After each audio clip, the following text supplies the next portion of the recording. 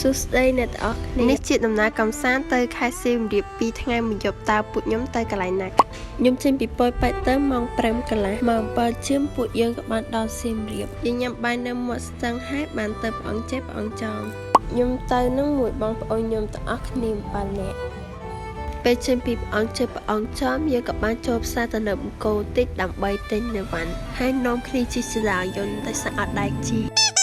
ពេលចេញពីនឹងបានពួកយើងនាំគ្នាទៅកន្លែងគេខ្ញុំគេនៅ Regency អង្គរនៅនឹងសវីល្អហើយបុគ្គលិករុះរាយអាងទឹកធំហើយពេលព្រឹកមាន free buffet check in ហើយពួកយើងនាំគ្នាដើរទៅបន្ទប់ហើយក៏ឆ្លៀតធ្វើ room tour ឲ្យអ្នកទាំងអស់គ្នាមើលបន្ទប់នៅនឹងធំទលាល្អអីវ៉ាន់ហើយពួកយើងរៀបចំខ្លួនទៅក្រៅសាឡនចឹងអ្នកទាំងអស់គ្នា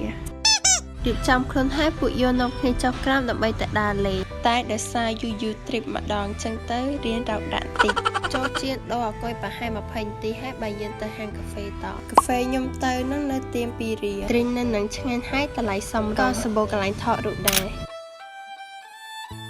បាយពេលថ្ងៃពួកយើងទៅញ៉ាំនៅបដាហើយហាងអង្គុយដល់ចាំមេរៀនបានទៅទិញនំបាកោញ៉ាំពេលចេញពីបដាពួកយើងនាំគ្នាចូលភាសាប្រែទៅពេលចូលនឹងមេរៀនអាឡំតិចតិចតែស្អាតពួកខ្ញុំចូលនឹងអត់សូវបានយូរម៉ានដោយសារយូរទៅវារៀនភ្លាមតែវាក៏មានអារម្មណ៍ថាសប្បាយមួយបែបដែរ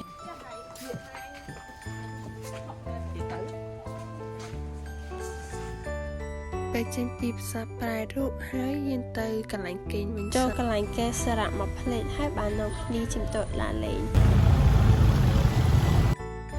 ជិះម៉ូតូនឹងអត់សូវក្តៅទេអ្នកទាំងអស់គ្នាដោយសារមេឃតក់ភ្លៀងហើយចឹងទៅវាតែស្ជាក់ពួកខ្ញុំនាំគ្នាជិះទៅខ្លោងទ្វារខ្មៅខ្ញុំទៅនឹងលើកទី1ស្អាតប្លែកហើយសម្បូរកន្លែងថតរូបទៀត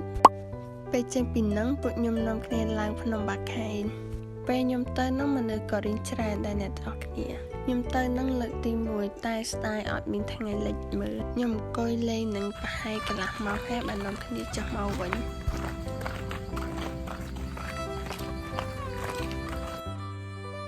ពេលចេញពីភ្នំបាខែងពួកយើងទៅកន្លែងគេងវិញលេងអាំងទឹកហើយបានទៅញ៉ាំអីពួកខ្ញុំនាំគ្នាទៅញ៉ាំ buffetញ៉ាំហើយពួកខ្ញុំថានាំគ្នាទៅដើរ pub street ផ្លេបតែដោយសារខ្លាចមេឃភ្លៀងបានទៅកន្លែងគេងវិញ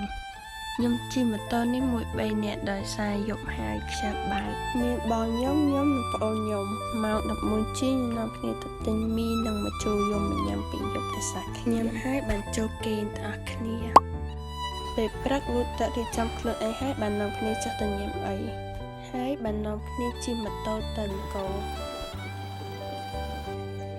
ថតរូបលេងអីហើយបាននាំគ្នាទៅកន្លែងគេងវិញដើម្បី check out គេងជាន់ទី1ប៉ុន្តែដោយសារវ៉ាន់ច្រើនពេកបាននាំគ្នាជិះសេដាទុកឲ្យវ៉ាន់ក្នុងឡានហើយបាននាំគ្នាជិះម៉ូតូទៅបដា3ថ្ងៃពួកខ្ញុំញ៉ាំនៅបដាតែប៉ុន្តែដូរកន្លែងខ្ញុំទៅថ្ងៃទី2នោះរៀនឆ្ងាញ់ជាងថ្ងៃពេលចេញមកវិញនោះក៏បានចូលទិញនៅកៅមកផ្ទះដែរពីបដាយកម៉ូតូទៅទុកហើយបានចេញមកបដាវីដេអូខ្ញុំមានតែប៉ុណ្្នឹងជួបគ្នាវីដេអូក្រោយដែរ